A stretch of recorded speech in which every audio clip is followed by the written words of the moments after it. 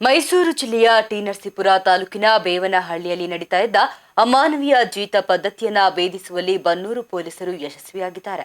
ಇಲ್ಲಿನ ಅನಧಿಕೃತ ಇಟ್ಟಿಗೆ ಫ್ಯಾಕ್ಟರಿಯೊಂದರಲ್ಲಿ ಕಾನೂನು ಬಾಹಿರವಾಗಿ ಕೂಡಿ ಹಾಕಲಾಗಿದ್ದ ಸೋಲಿಗ ಸಮುದಾಯದ 18 ಮಂದಿಯನ್ನ ಪೊಲೀಸರು ಹಾಗೂ ಸ್ವಯಂ ಸೇವಾ ಸಂಸ್ಥೆಗಳ ಜಂಟಿ ಕಾರ್ಯಾಚರಣೆಯ ಮೂಲಕ ರಕ್ಷಣೆಯನ್ನ ಮಾಡಿದ್ದಾರೆ. ಸುಮಾರು 25 ವರ್ಷಗಳ ಹಿಂದೆ ಜೀವನೋಪಾಯಕ್ಕಾಗಿ ತಮಿಳುನಾಡಿನಿಂದ ವಲಸೆ ಬಂದಿದ್ದ 8 ಕುಟುಂಬಗಳು ಕಳೆದ 8 ವರ್ಷಗಳಿಂದ ಜೀತಕ್ಕೆ ಒಳಗಾಗಿದ್ವು.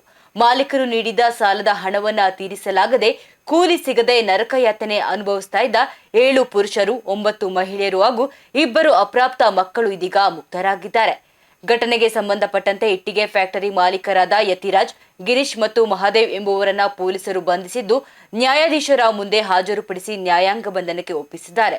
ಕಾನೂನು ಕಣ್ಣು ತಪ್ಪಿಸಿ ನಡೆಯುತ್ತಿದ್ದ ಈ ಜೀತ ಪದ್ಧತಿಯ ವಿರುದ್ಧ ಕಠಿಣ ಕ್ರಮ ಕೈಗೊಳ್ಳುವುದಾಗಿ ಅಧಿಕಾರಿಗಳು ತಿಳಿಸಿದ್ದು, ರಕ್ಷಿಸಲ್ಪಟ್ಟ ಕುಟುಂಬಗಳಿಗೆ ಸರ್ಕಾರಿ ಸೌಲಭ್ಯ ಒದಗಿಸಲು ಕ್ರಮ ಕೈಗೊಳ್ಳಲಾಗಿದೆ.